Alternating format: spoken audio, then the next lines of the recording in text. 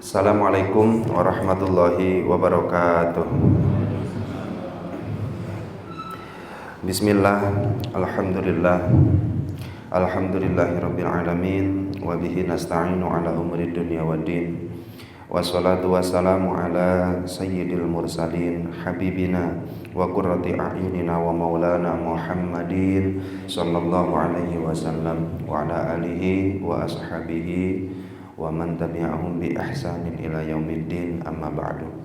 Qala Allah ta'ala fi kitabihil karim wa huwa asdaqul qailin. Bismillahirrahmanirrahim. Inna fi khalqis samawati wal ardi wa ikhtilafil laili wan nahari la ayatin li ulil albab. Al-ayah wallahu a'lam bi muradih wa bi maqsudih.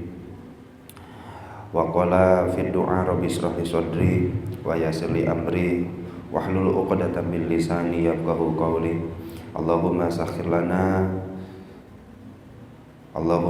lana lisana sidqi waj'alhu mahallal fahmi lil khitab wa nutqa bis shawab wal amala bis sunnati wal kitab.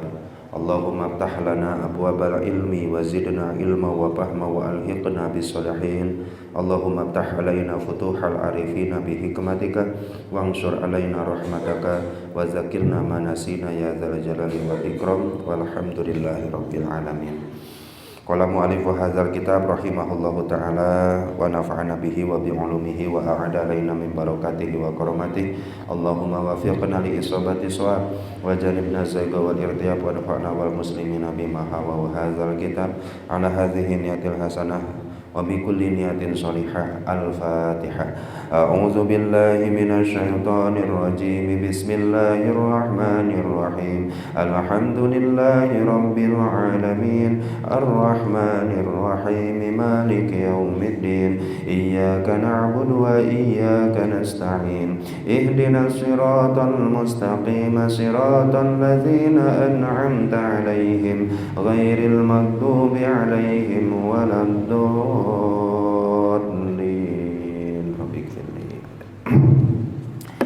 Bismillahirrahmanirrahim. Al-aqwanu zahiruha qirratun wa batinuha ibratun.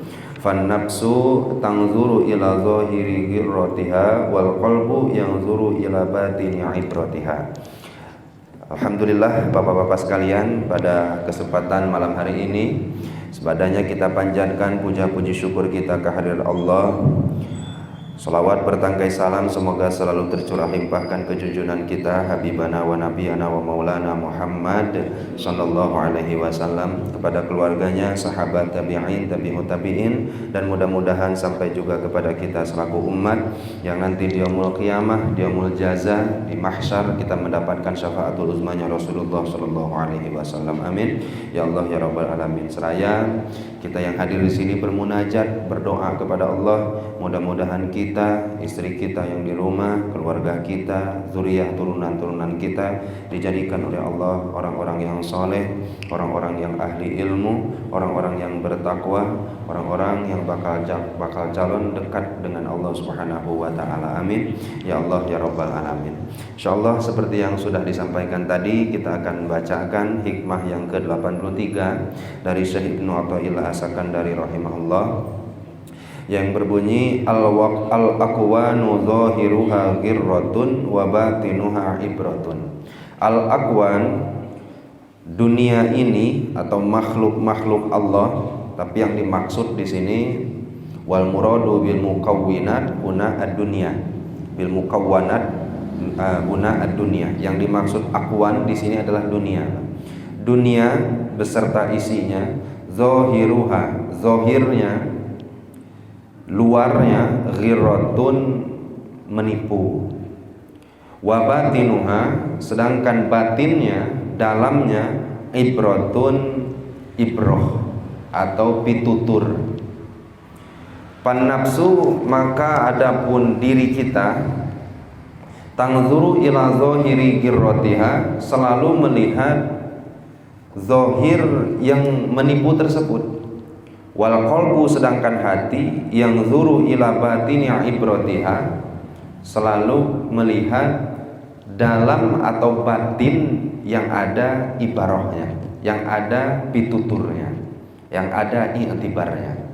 Nah, jadi di sini Syekh Ibnu Athaillah As-Sakandari akan menjelaskan kepada kita salah satu hikmah yang Allah Subhanahu wa taala turunkan atau berikan kepada kita, yaitu diciptakannya alam dunia ini dengan keadaan yang mengkilau, dengan keadaan yang terhias, yang sangat luar biasa diinginkan oleh siapapun. Secara sekilas kita akan melihat dunia itu dengan mempesonanya yang luar biasa, pasti akan tergiur, pasti akan menggugah diri kita untuk bisa mendapatkannya kalau yang kita lihat zahirnya.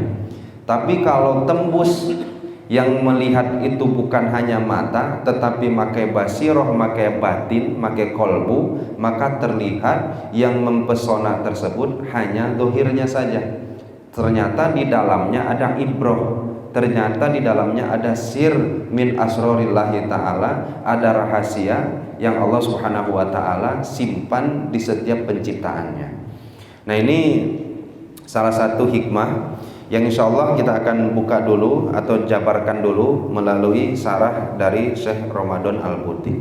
Kata beliau, wal muradu bil mukawwanati huna ad-dunya. Yang dimaksud dengan akwan, tadi kan al-akwanu zahiruha girratun. Dimaksud dengan akwan itu adalah dunia ini, Pak.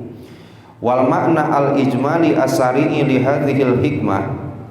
Secara gamblangnya, secara kesimpulannya, bisa kita tarik kesimpulan dulu. Untuk hikmah ini, Syekh Ibnu Athaillah As-Sakandari hendak menjelaskan tentang hadhihi dunya allati min haulina laha zahirun sathiyun tarahul absar tahrahul ain. Bahwa dunia yang kita tempati ini, dunia yang ada di sekitar kita ini, dia punya laha zahirun sathiyun, punya penampakan yang begitu mempesona. Tarahul ain, yang selalu bisa dilihat oleh mata. Jadi kalau mata lihat dunia itu pasti berkilauan. Mata melihat dunia itu pasti mempesona, terlihatnya dunia. Wa tata'assaru bihin nafsu, terkadang punya efek ke dalam hati kita, ke dalam jiwa kita, ingin mendapatkan dunia tersebut.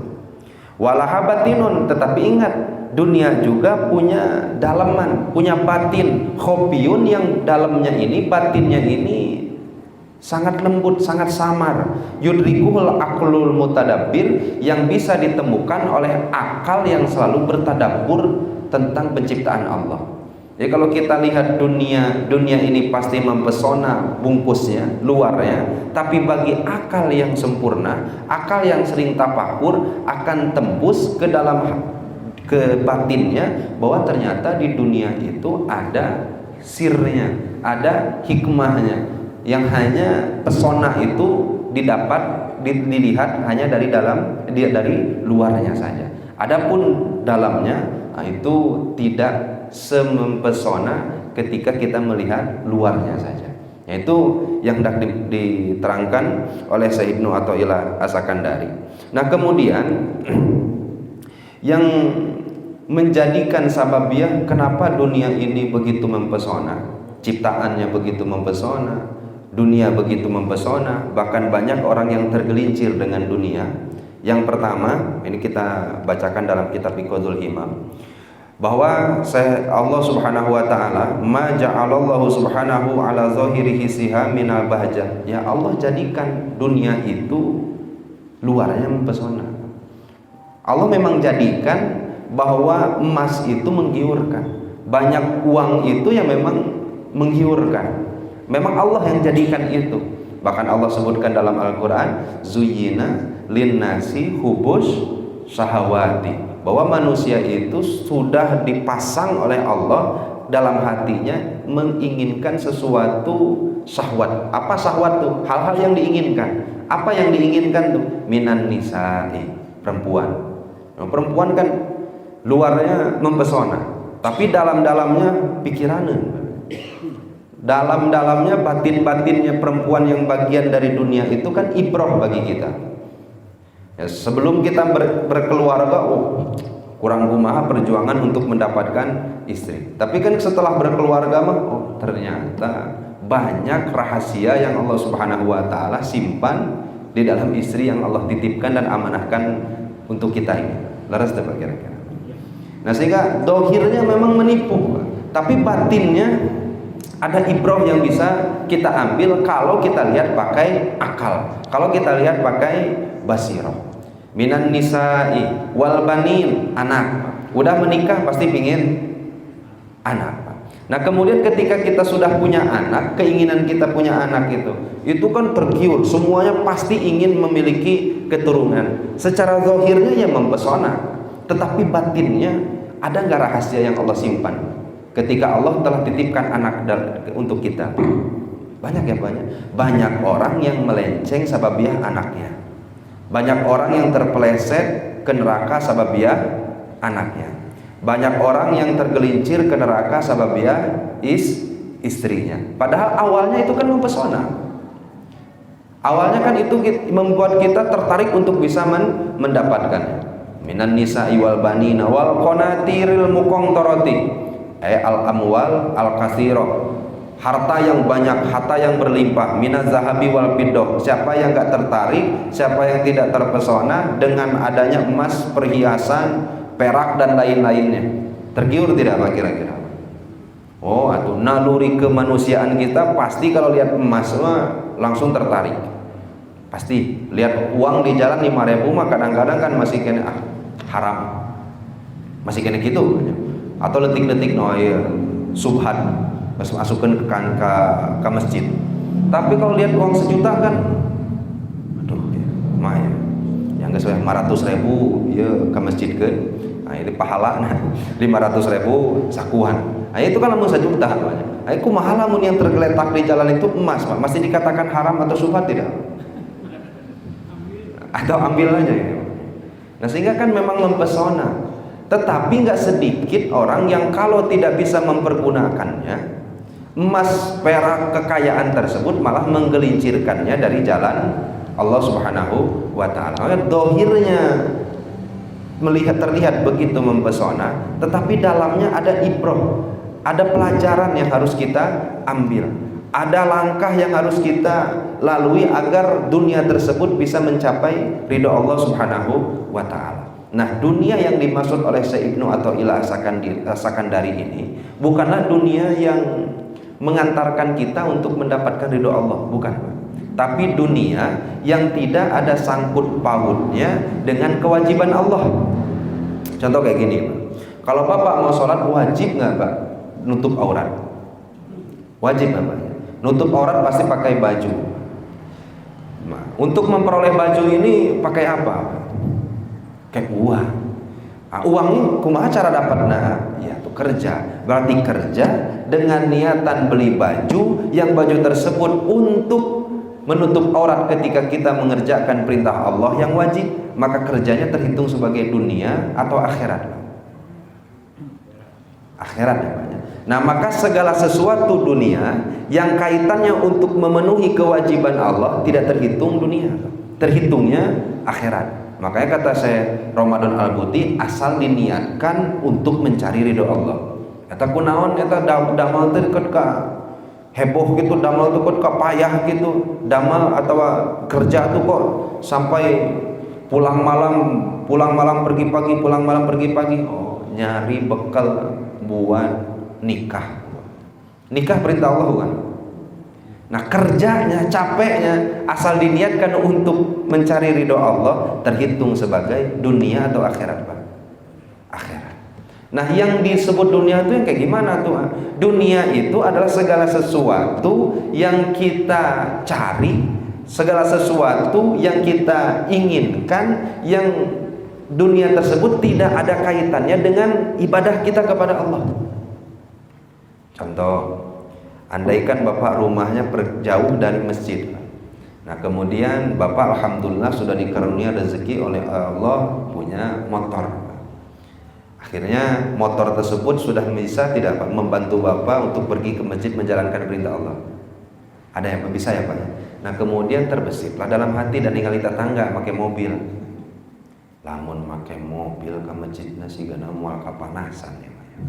Sigana moal kahujanan ya. Nah, kira-kira itu mobil hitungannya dunia atau akhirat untuk kondisi seperti itu? untuk kondisi yang seperti itu. Akhirnya kalau ada dunia yang dunia tersebut tidak ada kaitan sama sekali dengan melaksanakan kewajiban Allah, maka terhitung dunia. Nah, tetapi kalau ada kaitannya dengan wasilah untuk mengerjakan perintah Allah, maka terhitungnya akhirat. Maka langsung kata Syekh Ramadan Al-Buti, dunia dan akhirat yang kita miliki itu cirinya cuma satu. Kalau hal tersebut kita gunakan untuk mencari ridho Allah, maka itu terhitung akhirat, walaupun bentuknya dunia. Contoh, bapak punya motor, bapak punya mobil, dipakai untuk pergi beribadah, itu motor mobil jadi dunia atau akhirat, Pak? Akhirat kan banyak. Tetapi punten banyak, ketika kita memiliki harta, yang harta tersebut malah membuat kita semakin jauh dari Allah. Nah, itu yang diobrolkan oleh Syekh Athaillah Sakandari. Dunia yang seperti ini, yaitu dunia yang gak ada sama sekali kaitannya dengan wasilah menyempurnakan yang wajib atau perintah Allah, atau dunia yang menjadi wasilah atau sababiah kita semakin jauh dari Allah. Nah, yang ini yang harus kita hindari. Nah, sehingga kenapa Allah Subhanahu wa taala sampaikan, nah ini saya akan bacakan langsung dari tafsirnya. Dan salah satu sababiahnya ya memang kenapa dunia itu begitu mempesona, ya Allah Subhanahu wa taala menginginkan hal itu. Kenapa Allah inginkan hal itu? Linabluwakum ayyukum ahsanu amala. Karena Allah ingin uji kamu tergoda sama dunia atau tidak. Karena kan kalau dunia dilihat dibikin sama Allah tidak mempesona, pasti soleh semua Bapak. Terus tebak kira-kira. Andaikan emas, perak dan lain-lain itu dibikin tidak mempesona oleh Allah, oh yakin soleh semua. Nah, akhirnya dibikinlah dunia ini begitu mempesona sehingga orang-orang bisa lalai terhadap akhirat yang notabene itu adalah ujian dari Allah Subhanahu wa taala.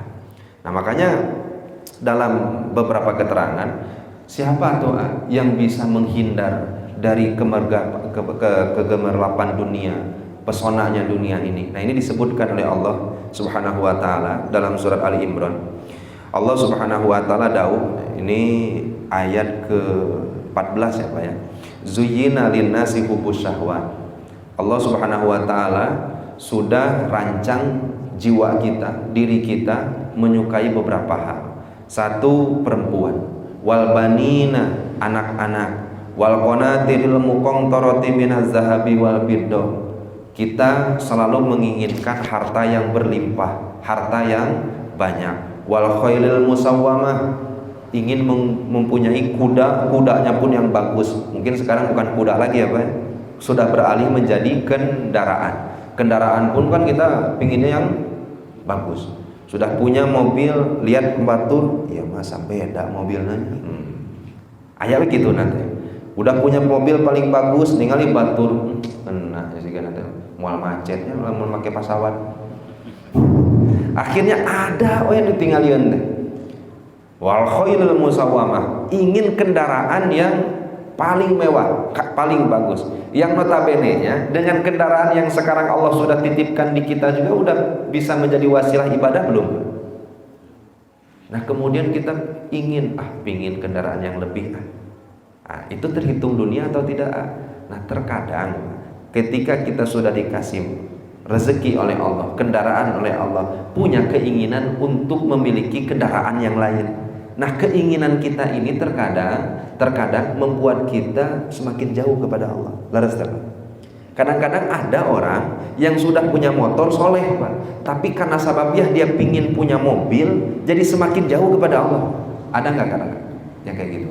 Nah, ini yang dikhawatirkan oleh Syekh Athaillah Sakandari. Artinya apa? Mobil itu mempesona luarnya, tapi dalamnya ada pelajaran yang mesti kamu ambil. Ada pelajaran, ada hikmah yang Allah Subhanahu wa taala simpan di dalamnya. Karena mobil yang kita inginkan itu adalah dunia yang diciptakan oleh Allah penuh dengan kegemerlapan. Nah, sehingga pingin perempuan, pingin anak, pingin harta berlimpah, pingin kendaraan yang mewah, wal an'ami, pingin punya ternak, wal harsi, pingin punya ladang, sawah dan lain-lainnya, itu memang keinginan kita. Dzalika mata'ul hayatid dunya, kata Allah. Yang disebutkan di atas mata'ul hayatid dunya adalah benda-benda, perhiasan-perhiasan dunia yang sejatinya tidak akan bertahan lama. Nah, sampai Allah Subhanahu wa taala sebutkan, "Qul sa'unabbi'ukum min khairin min zalikum." Mau tahu enggak? Akan aku sebutkan, kata Allah, hal-hal yang lebih berharga dari yang telah disebutkan di atas. Tetapi lillazina taqau inda rabbihim, untuk orang-orang yang bertakwa, inda rabbihim jannatun tajri min tahtihal anharu khalidina fiha. Satu yang lebih berharga itu apa? Satu adalah surga yang nanti akan kita dapatkan di akhirat. Ya, hitungannya semewah apapun dunia, kalau tidak mengantarkan ke surga kan ruginya luar biasa. Tetapi sepakir apapun orang, tetapi kepakirannya menjadi wasilah untuk mendatangkan akhirat, mendatangkan surga, itu terhitung sebagai sesuatu yang lebih baik indallah, munggu Allah. Maka kata Allah, mau tahu nggak yang lebih bagus dari di atas? Apa? Satu, surga, asal takwa kepada Allah. Lillazina taqau jannatun tajri min tahtihal anhar. Yang kedua, wa azwajum mutahharah, nanti bagi orang-orang akan dipersiapkan istri-istri yang disucikan. Istri kita yang mendampingi, kemudian bidadari yang Allah Subhanahu wa taala siapkan, itu sudah disiapkan nanti di surga. Kemudian yang lebih hebatnya, waridwanu minallah, dapat keridhaan Allah Subhanahu wa taala. Bahkan kholidina fiha. Nah, ini yang nggak bisa diganti itu, Pak. Kenikmatan yang ada di surga itu nggak ada batasnya. Ya kan, kita makan nih, Pak, punten. Makan tuh nikmatnya pas apa sih, Pak? Kalau Bapak makan lagi lapar-laparnya, makan itu nikmatnya pas apa, Pak? Nah, ini gini aja lah. Huapan pertama dengan huapan kedua nikmat mana? Ketika kita makan ngahuap pertama. Nah, kemudian nikmat nggak kira-kira?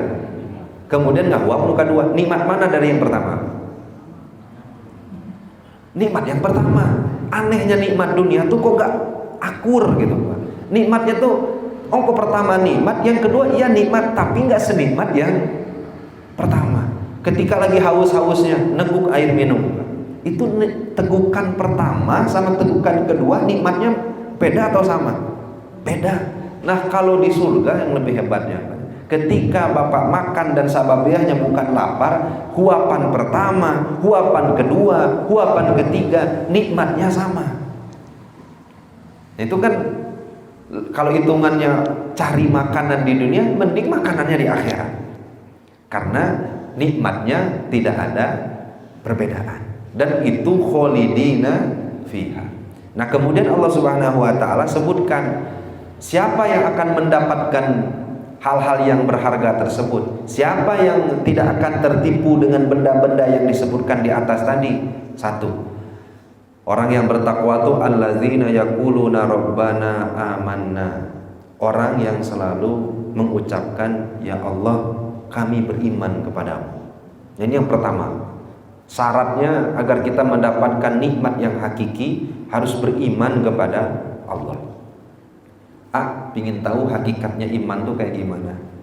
Ada seorang sahabat namanya Sayyidina Haris bin Malik.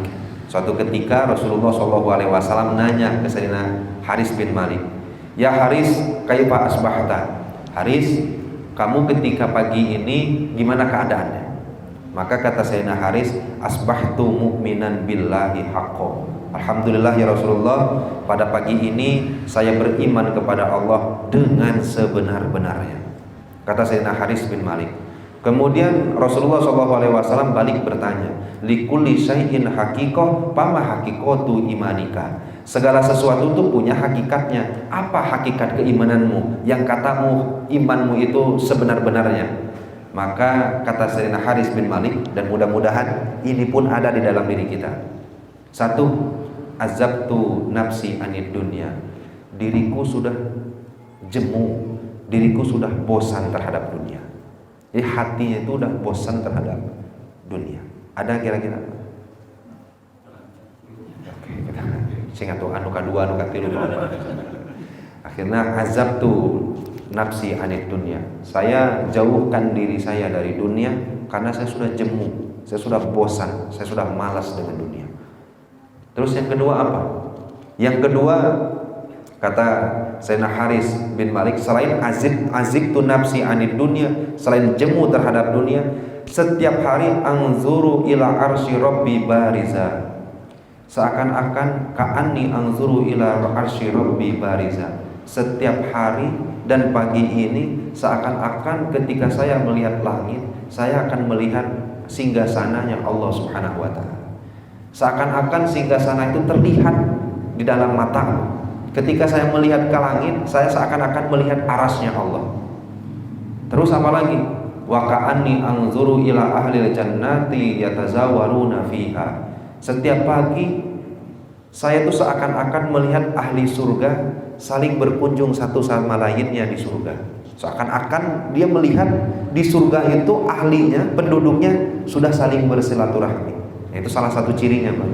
Ini jadi dalil orang surga itu karesepna nanti di surga itu adalah silih silaturahmian, silih berkunjung satu sama yang lainnya. Nah makanya itu terbawa, itu sudah dilazimkan, diistiqomahkan ketika masih di dunia. Ya lu resep silih kunjungan, silih silaturahmian, itu salah satu ciri orang yang akan masuk surga. Karena nanti ada tiahnya orang surga itu saling mengunjungi.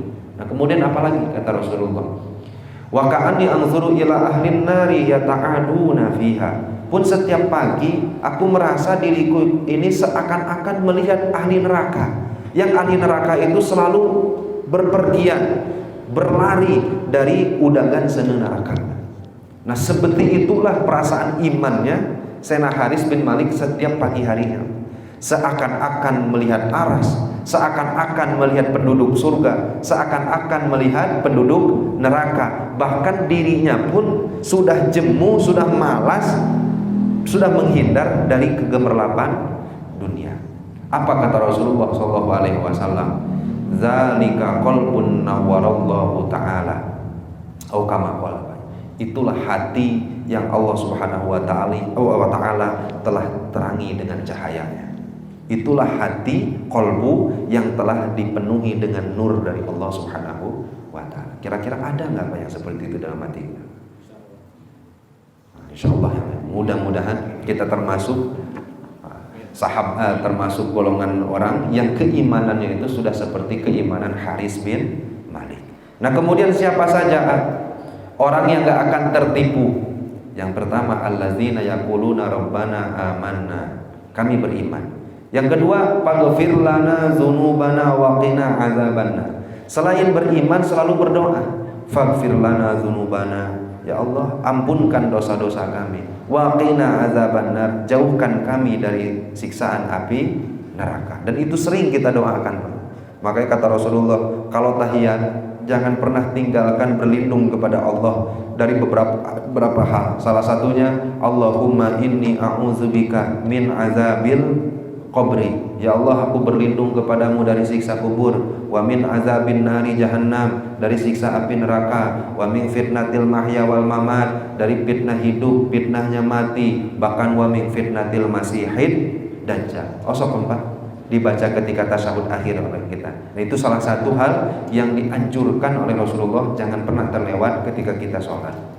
Nah akhirnya salah satu orang yang akan tidak tertipu dengan dunia itu adalah orang yang beriman seraya selalu bermunajat, Allah ampunkan dosa saya dan masukkan saya ke dalam surga, jauhkan saya dari siksa api neraka. Nah kemudian siapa lagi ya?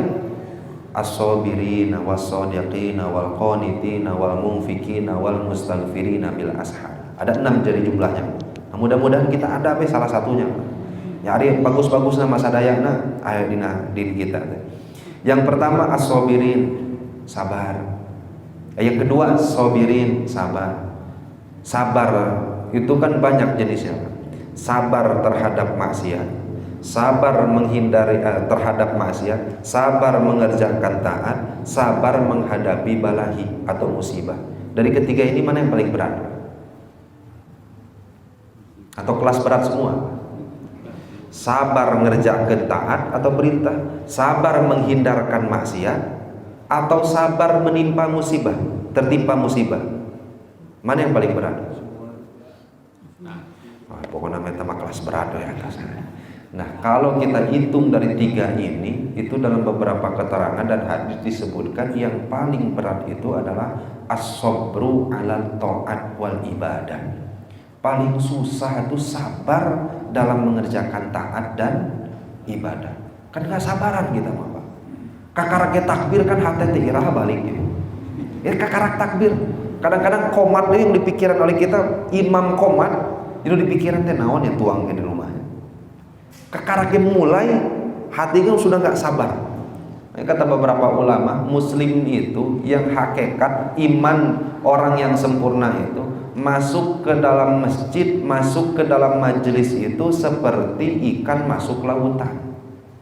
Tapi orang yang imannya kurang sempurna, ketika masuk ke dalam ibadah, masuk ke dalam masjid, masuk ke dalam majelis, maka dia ibaratkan katoiri tadkhulul qafaz, seperti manuk asup ke dalam sangkar. Artinya kan kalau ikan itu berharap mau keluar tidak? Enggak, betah nangis luar biasa.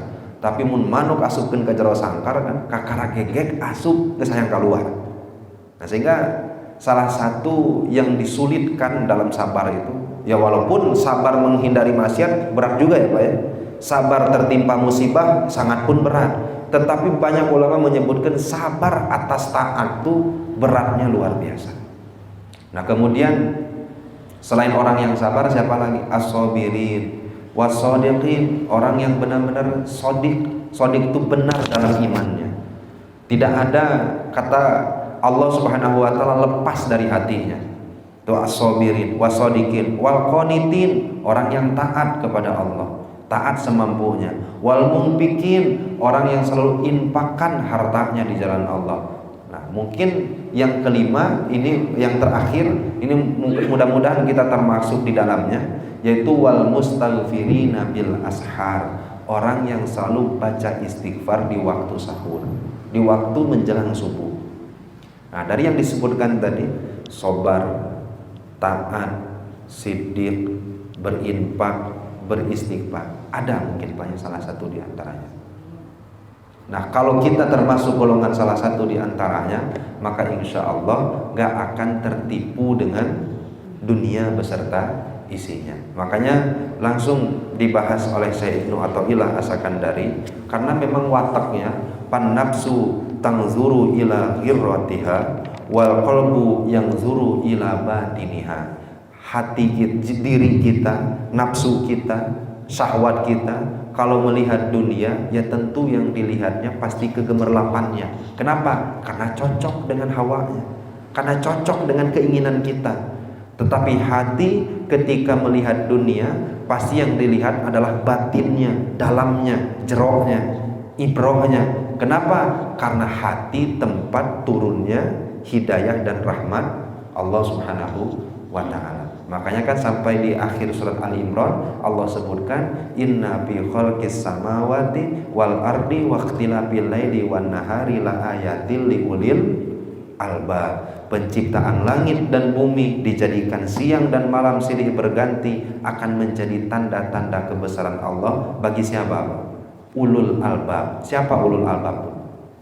Orang yang memiliki kecerdasan yang sempurna, akal yang sempurna. Akal atau hati? Di situ disebutnya ulil albab tuh, kalau Bapak lihat terjemah-terjemah pasti akal yang sempurna atau akal yang mau berpikir dan lain-lainnya. Tetapi yang dimaksud di sini adalah akal, hati yang sudah dikuasai oleh akal. Hati yang sudah dikuasai oleh akal. Karena kita kalau kembali lagi, hati kita ini punya dua penasehat, yaitu hawa dan akal. Kalau hati sudah dikuasai oleh akal dan hati tersebut selalu bertafakur dengan penciptaan Allah, insya Allah seluruh yang kita lihat akan menjadi tanda-tanda kebesaran Allah dan menjadi wasilah sababiah kita mendekatkan diri kepada Allah Subhanahu wa ta'ala. Nah, mudah-mudahan di hikmah ini bisa kita pahami dan kita pun termasuk bagian orang-orang yang bisa mengambil ibrah dari setiap hal yang Allah karuniakan kepada kita, dan mudah-mudahan setiap dunia yang Allah amanahkan kepada kita, dunia yang Allah titipkan kepada kita, tidak menjadi sababiah terhalangnya rahmat Allah, tidak menjadi sababiah kita menjauh dari Allah Subhanahu wa taala. Amin ya Allah ya rabbal alamin. Mangga Pak, sebelum kita tutup, apabila ada penambahan atau pertanyaan kita bahas bersama-sama.